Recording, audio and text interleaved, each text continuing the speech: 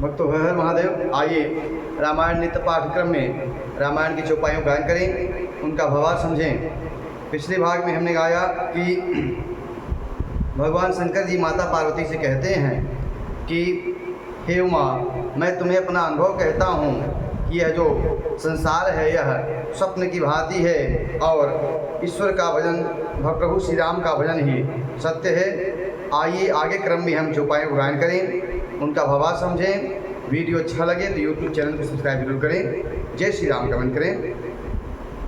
विकसे सरसिज नारंगा मधुर मुखर गुंजत बहु भंगा बोलत जल को कुट कल हंसा प्रभिलो की जनु करत प्रशंसा।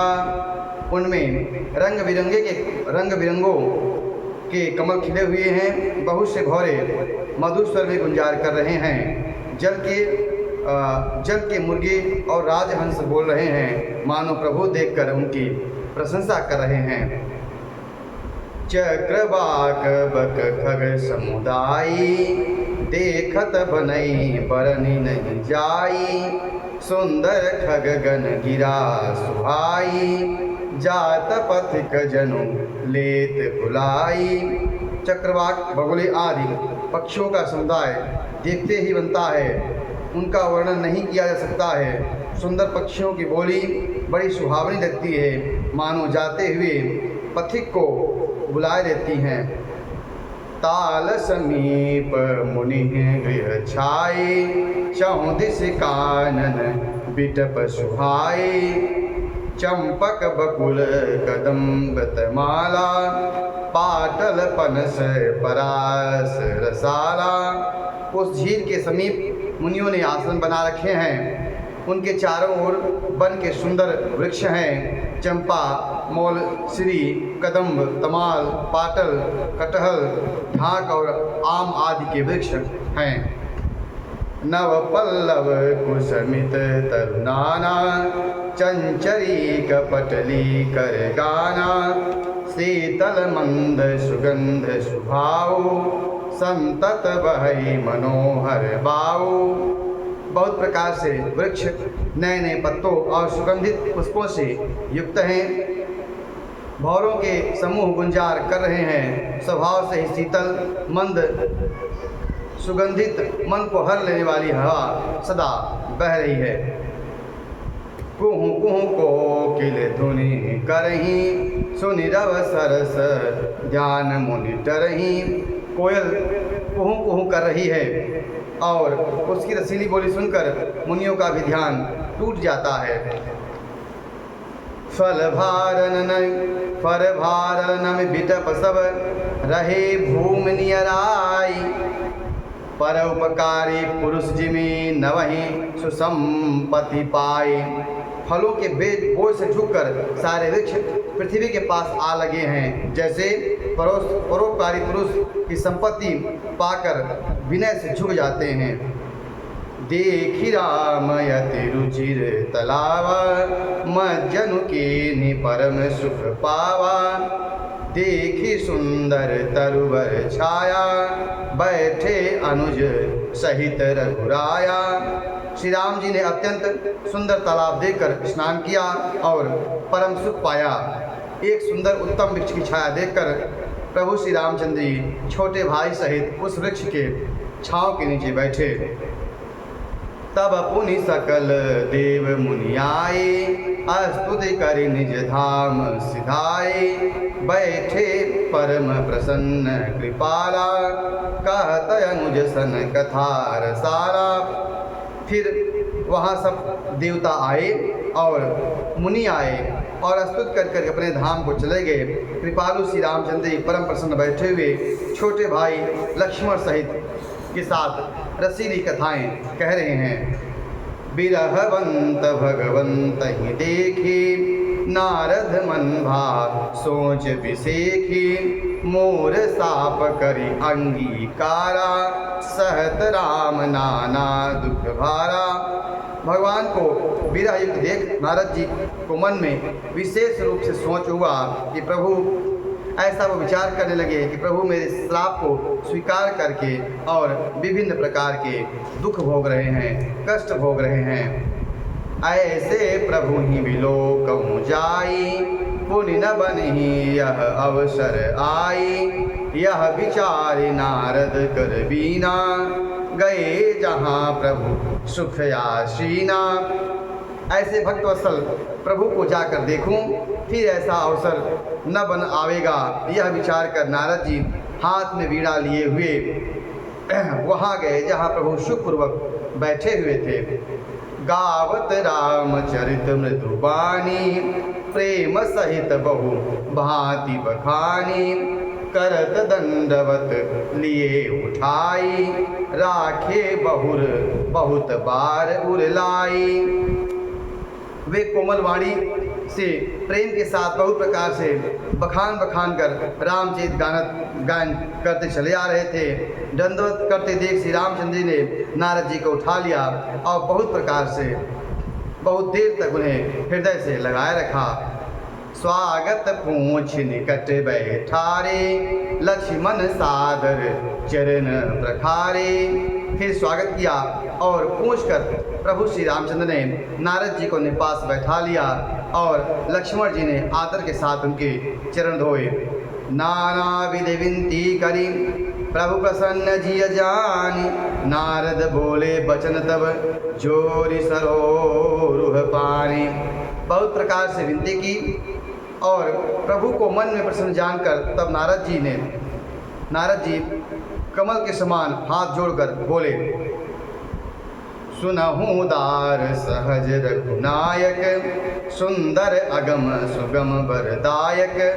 देहु एक वर मागहु स्वामी, यद्यपि जानत अंतर जामी। हे स्वभाव से उदार रघुनाथ जी, सुनिए, आप सुंदर और सुगम वर देने वाले हैं। हे स्वामी, मैं एक वर आपसे मांगता हूँ, वह मुझे दीजिए। यद्यपि आप अंतर्यामी हैं, आप हृदय में होने वाली सब बात को जानते हैं। जानहु मुनि तुम मोर सुभाओ, जन सन कबहु कि करहु दुराओ। कवन वस्तु अस प्रिय मोहि लागी, जो मुनिवर न सकहु तुम मागी। तब प्रभु श्री रामचंद्र जी ने कहा, हे मुनि, तुम मेरा स्वभाव जानते हो।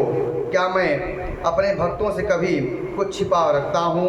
मुझे ऐसी कौन सी वस्तु प्रिय लगती है जिसे हे मुनिश्रेष्ठ तुम नहीं मांग सकते हो। जन कहूँ कछु अधेय नहीं मोरे, अस विश्वास तजहूँ जनि भोरे। तब नारद बोले हर साई, असबर मांगहूँ करहूँ दिठाई। मुझे भक्त के लिए कुछ भी अधेय नहीं है, ऐसा विश्वास भूल कर भी मत छोड़ो। तब नारद जी हर्षित होकर बोले, मैं ऐसा वर मांगता हूँ, यह धिष्ठा करता हूँ। यद्यपि प्रभु के नाम अनेका, श्रुति कह अधिक एक ते एका। राम सकल नामन ते अधिका, हो नाथ खग गण बधिका। यद्यपि प्रभु के अनेक नाम हैं और वेद कहते हैं कि वे सब एक से बढ़कर एक नाम हैं, तो भी हे नाथ, राम नाम सब नामों से बढ़कर हो और पाप पक्षियों के समूह के लिए बधिक के समान हो। राका जननी भगति तब, राम नाम सोई सोम। अपर नाम उड़ गन विमल, बसहु भगत उर व्योम। आपकी भक्ति पूर्णिमा की रात्रि है, उसमें राम नाम की पूर्ण चंद्रमा होकर और अन्य सब नाम तारागण होकर भक्तों के हृदय रूपी निर्मल आकाश में निवास करें। एवमस्त मुनि सन कहो, कृपा सिंधु रघुनाथ। तब नारद मन हरस्यति, प्रभु पद नायौ माथ। कृपा सागर श्री रघुनाथ जी मुनि से एवमस्तु कहकर बोले, ऐसा ही होगा। तब नारद जी ने मन में अत्यंत हर्षित होकर प्रभु के चरणों में मस्तक नवाया। अति प्रसन्न रघुनायक जानी, पुनि नारद बोले मृदुबानी। राम जब वहीं प्रेर्यो निज माया, मोहे मोहि सुनहु रघुराया।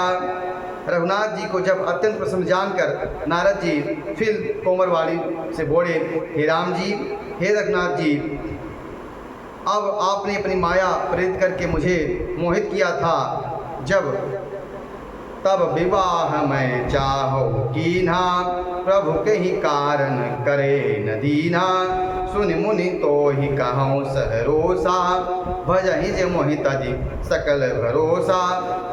नारद जी ने पूछा प्रभु श्री रामचंद्र से कि जब मैं पूर्व में विवाह करना चाह रहा था तो आपने किस कारण से मुझे विवाह करने नहीं दिया। तब प्रभु श्री रामचंद्र जी कहते हैं कि हे मुनि, मैं तुम्हें हर्ष के साथ कहता हूँ, जो समस्त आशा भरोसा छोड़कर और केवल मुझ पर ही विश्वास रखते हैं, मुझसे ही सारी आशा रखते हैं, उनके लिए मैं क्या करता हूँ। करऊँ सदा तिनके रखवारी, जिमि बालक राखई महतारी। गशिशु बच्छ अनल अहि खधाई, तह राखई जननी अर गाई। मैं सदा उनकी वैसे ही रखवारी करता हूँ जैसे माता बालक की रक्षा करती है। छोटा बच्चा जब दौड़कर आग और सांप पकड़ने जाता है तो वहाँ माता उसे अलग करके बचा लेती है। पौढ़ भये तहि सुत पर माता, प्रीति करहि नहीं पाछि बाता। मोरे पौढ़ तनय सन ज्ञानी, बालक सुत सम दास यमानी। सयाना हो जाने पर वही पुत्र माता प्रेम तो करती है परंतु पिछली बात नहीं रहती है। जब बच्चा बड़ा हो जाता है, जानी मेरे पौढ़ सयाने पुत्र के समान हैं, और अपने बालक का मान न करने वाला सेवक मेरे अपने मान कर न करने वाला सेवक मेरे शिशु के समान पुत्र है। जनहि मोर बल निज बल ताहि, दुह कह राम क्रोध रिपु आहि। यह विचार पंडित मोहि भजहि, पाए ज्ञान भगति नहीं तजहि। मैं सेवक को केवल मेरा ही बल रहता है और उसे ज्ञानी को अपना बल होता है, पर काम क्रोध रूपी शत्रु तो दोनों के लिए हैं, परंतु अपने बल को मानने वाले ज्ञानी शत्रुओं का नाश करने के लिए जिम्मेदारी मुझ पर नहीं है।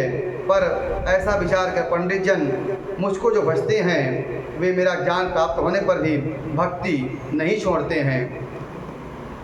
काम क्रोध लोभादि मद प्रबल मोह कै धारी, तिन महाति दारुण दुखद माया रूपी नारी। काम क्रोध लोभ और मद आदि मोह ज्ञान की प्रबल सेना है। इनमें माया रूपणी स्त्री तो अत्यंत दारुण दुख देने वाली है। आज के प्रसंग में इतना ही। आगे क्रम में हम आगे की चौपाइयों गायन करेंगे, उनका भावार्थ समझेंगे। अब अरण्य कांड के अंतिम सोपान में हम कल इन चौपाइयों गायन करेंगे। इसके बाद किष्किंधा कांड में प्रवेश करेंगे, जहाँ प्रभु की सुग्रीव से मित्रता होती है, उनके परम भक्त हनुमान जी से उनकी भेंट होती है। उस प्रसंग को फिर आगे हम गायन करेंगे। वीडियो अच्छा लगा हो तो यूट्यूब चैनल सब्सक्राइब जरूर करें, शेयर करें, जय श्री राम करें। हर हर